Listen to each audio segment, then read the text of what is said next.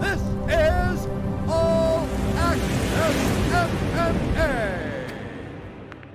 My next guest is back in action. He's got a really tough fight here against Magomed Magomedov coming up here at Bellator 263 on July 31st. It's Raufeon Stots back here on the program. Raufeon, how are you, sir? Man, I'm doing good, man. How you doing? Doing well. Not as good as you, though, man. I think outside of a title shot, this has got to be a pretty awesome fight to get. A guy that's got a lot of hype and a big name. How excited were you to get the matchup? Man, I was super excited to get the matchup. That was like probably on the top two of the people I wanted to fight. The other one being like a number one contender or the number one guy. But I feel like Magomedov is definitely the toughest. So I'm super excited. Have you been getting a lot of feedback from his fans? Because I know he's got a pretty big fan base. They're very passionate about telling, the opponent that they're going to lose and all these things. Have you seen that yet on social media? I have definitely seen that, and I was not prepared, or I didn't think about that. You know what I mean? Getting a fight with him. I had a lot of Russian hate mail coming my way, and a lot of it is like in the language. Like I can't even like translate it. I don't know what. That must be the worst. Like you got to translate, and then it's like you suck, and it's like I just wasted his time. I translate that, yeah. Yeah, but I've got a lot of that. I got a lot of people calling me Black Monkey. Got a lot of people calling me just saying you suck. Yeah, man. I got like a bunch of racist Russians. I got Man, there's some crazy stuff in my DMs. So. Man, sorry to hear that. I mean, this is 2021. You think that there wouldn't be any of that stuff. So that's sorry to hear that, man. What's that? The Dagestanis. Are in the mountains, so maybe they're secluded. I guess so. But no one should be using that language. I mean, again, this is 2021 as well.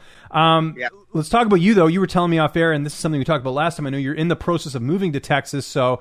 Your family's in Nebraska. You're doing your camp in Wisconsin. And I also know you spent some time in Colorado. We'll get into that in a second as well. But am I up to date there, or am I missing any other locations? No, that's pretty in Milwaukee. That's right. Yeah, Wisconsin, yeah. Kind of all over the place. Yeah, interesting. So you're in Wisconsin now training at Raufeon, right? As far as where we are right now? Yep. As far as right now, I'm in Wisconsin, and my family's actually here visiting me till Thursday in Wisconsin. How was it getting to train with Corey Sandhagen, which I found out because I was like, how do these two know each other? Corey just told me you guys sort of were talking on Instagram, right? That's exactly it, man. We just talked on Instagram. We had one encounter before. Like, before I was in the UFC, he was, like, couldn't wait for a fight. In Minnesota or something. And this was before I got into the UFC, and I seen he needed a replacement opponent. And I said something to the effect of, hey, man, I'm a big fan of yours or something, but I called you out a couple weeks ago. I didn't get the fight, but I'm just trying to get into the UFC or whatever. And he was like, oh, okay. And I think John Anik was there. Like, we were all in like a elevator or whatever. And then he kind of blew it off or whatever. But like I said, he couldn't wait. And then later on, I think after his fight, he hit me up on Instagram and was like, hey, man, I realize who you are now or something like that. Or like, hey, I couldn't wait during that time, congrats on your Bellator signing or something. And then he hit me up for cross-training type stuff, and I was definitely open. So what was it like? I mean, you're getting to train with a guy who's going to be fighting TJ Dillashaw in a few weeks. You've got a huge fight. That must have been cool, iron sharpening iron, so to speak. That's exactly it. And it's good, like, cross-training with people that are kind of, they got, like, different ways to get to the same thing, like different ways of striking, different ways of grappling. So it was like really good for me. I felt like I learned a lot, while I was out there. He was very accommodating, and we studied each other's films. I told him what I feel like his weaknesses are. He told me what he felt like my weaknesses were.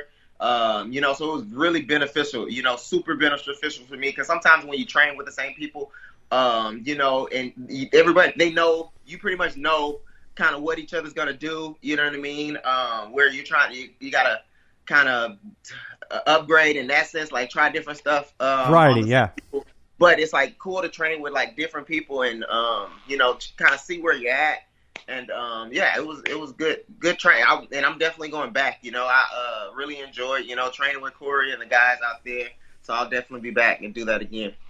And then I know Corey came out and trained a bit at Raufeon as well. So how long total did you get to train with him? So while he was training in Rufus Sport, I actually wasn't able to come. Oh, okay. So he was just there training with was, Sergio. Because I did see the photo of him and Sergio. I was wondering why you weren't in the photo. So yeah, so I was in Nebraska because we had just moved that weekend, or we had just sold our house and we had moved everything into a pod pretty much for a week or so. We were in Nebraska at that time, and so I didn't get to train with him then. And then a couple weeks later, he helped me. I fly out to Colorado. that's cool. Good stuff. Yeah. Let's talk about your opponent here. 18-1 record. A lot of guys don't want to fight him because he's got a really, obviously, a high pace. How do you feel like you match up against him here? Man, I feel like I match up really good. You know, I'm one to admit that I feel like Sambo wrestling is different, and I would say better for MMA. You know, but I'm very comfortable. I feel like adjusting and grappling with him and striking. I feel like I'll feel like I'll have the upper hand, but we'll tell in the fight. I feel like I'm stronger. I feel like I'm longer. I feel like I'm faster. So I just gotta make the right adjustments technically, and I feel like this is gonna be. I mean, people are gonna be surprised, with how dominating I'm gonna be this fight. We mentioned, obviously, Corey Sandhagen. I know Sergio Pettis you train with all the time. Anyone else in that group of people that you've got a chance to train with ahead of this fight that maybe someone you're working with a little bit more? No, I mean, when I went to Colorado, I trained with, what's his name? Justin Wetzel. Oh, of course. Yeah, Corey's teammate. Who won? Yeah. You beat Asker in LFA not that long ago. Yeah. Yeah. Yep. And then I trained with a couple Russian guys. I forget his name now. They're out there in Colorado. Okay. Then also I've been in Nebraska. I've trained with I'm blanking on name. Nathan Smith and Dominic. Man, that's gonna piss me off. It's all good. It's Nate and Dominic. We'll just stick with that in Nebraska. Yeah, I'm sure you can look them up on Tapology. They're I've probably been training in Nebraska for a little bit. Cross training with those guys, and then back in Rufus Sport, we got Emmanuel Sanchez, Christian Rodriguez. He's got a big fight coming up too for CFFC. Sergio Pettis. The Brian Batista. Usual cast of people. And the cut's going well for the fight? Yeah, the cut's going well. Look, my cuts are always pretty. I mean, I'm not the most strictest person, so I always got like room to cut. I mean, I eat candy like throughout the camp, so and that's pretty much all my camps, so I don't really cut weight that heavy. If you're winning, you might as well keep the candy in. Are you like a chocolate guy or? I like it. I feel like it's good. Probably bad for my teeth, but other than that, I like the boost of energy it gives me, and yeah. What are your go-to candies? So my go-to is almond M&Ms. Okay. Yeah, the chocolate covered almonds, the M&Ms. Yeah, that's what I go to normally. Other than that, I might do some Lifesaver gummies. But yeah, I like the Mars Bar Bites. If you ever have those, do you have? I don't know if they have Mars bars in the U.S. Yeah, Mars bar. Okay, just making. Yeah, they're like the Mars Bar like bites, so that's one I like. And then I like the sour Coke bottles. Have you ever had those? They're like Coke bottles, but they're sour. Old school. Yeah, ain't they? The Coke bottle, like they're in the shape of a Coke bottle. Yeah, they're in the shape of a Coke bottle. Now there's two different types. There's the sour type and there's just the regular rubbery type. I like the sour ones. Those are really good. I haven't ate many of those. Well, I've, because I got a 3-year-old. Every now and then we'll give him, some stuff, but not too much because I know if you give him sugar, he won't go to bed for a while. So I've learned that lesson before. Yeah, you already know. Yeah, we just had our second child. I know. I was going to ask you about that. How's the newborn? He's pretty good. He's a grunter. Like he grunts which Clarence wasn't much of that. Like when he was asleep, but Ketchiku just like grunts. Like he's sleeping and he's like, where I'm like, are you in pain? But he's like, that's just what he does, I guess, where somebody said, kids, they don't know, they're having trouble figuring out everything they're doing. They got to figure out how to poop, got to figure out how to breathe, or, probably breathe, eat, suck on a pacifier. So they grunt during everything because they're just trying to figure it out. But yeah, he's definitely a grunter, which is different. But other than that, he sleeps pretty good. He's pretty good kid. I don't think I asked you this. What was Clarence, your firstborn? What was he named after? Because that's not a name you hear too often. When I think of Clarence, I think of the basketball player for the 76ers, Clarence Weatherspoon. You remember him? Yeah. Well, I don't remember him, but I used to play with him in NBA Jam every now and then. Yeah. I remember NBA Jam. 76ers. It was him and Sean Bradley, Clarence Weatherspoon and Sean Bradley. Those are the two players you could pick for that team. So. Oh. Anyways. Yeah. My wife's grandfather was named Clarence. Oh, cool. And then my great grandfather was named Clarence. So yeah, that's where the name came from. It's kind of like a family name. Back to your fight. Who's going to be in your corner? Scott Cushman will be there, or who's going to, or Gerald? Who usually would corner you in situations like this? Yeah, I think for this one, Scott Cushman, Duke Rufus, and then maybe Jordan Griffin. Oh, nice. Yeah. Good. Yeah, I think who will be there. Excellent. How's this fight playing out on July 31st? How do you envision the fight unfolding? Man, I like I said, I'm going to surprise everybody. You know, I'm going to be dominating. I'm looking to finish this guy and secure my my spot for a title shot this year or end of this year or next year.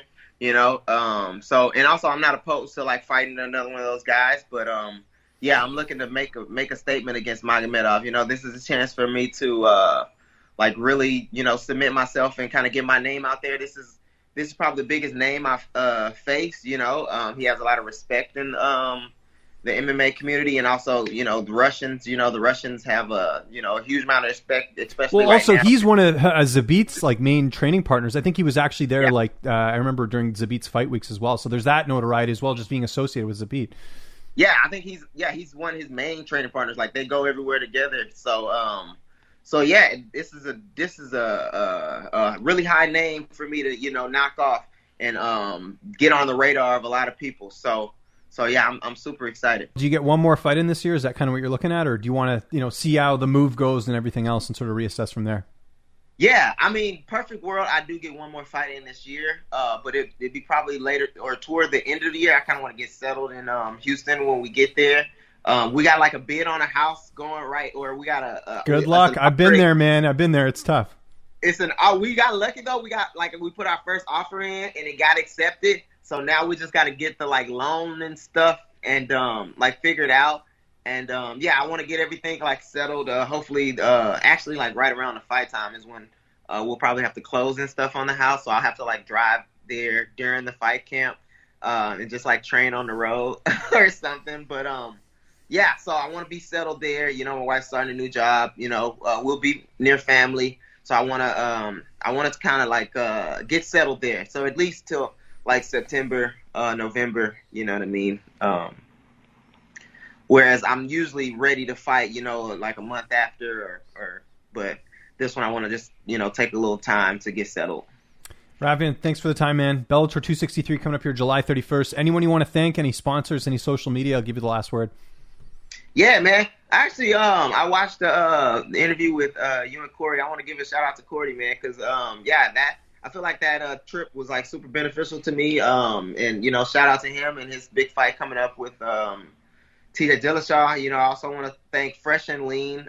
This is my first camp I'm doing kind of away from family, so I don't have my wife to cook for me. So Fresh and Lean is providing me with meals. So I'm very thankful for that. Also, my normal sponsors, Perfect Sports, Scott John or Twin J Fight Team, J. Kurtz Painting, and BB Roofing.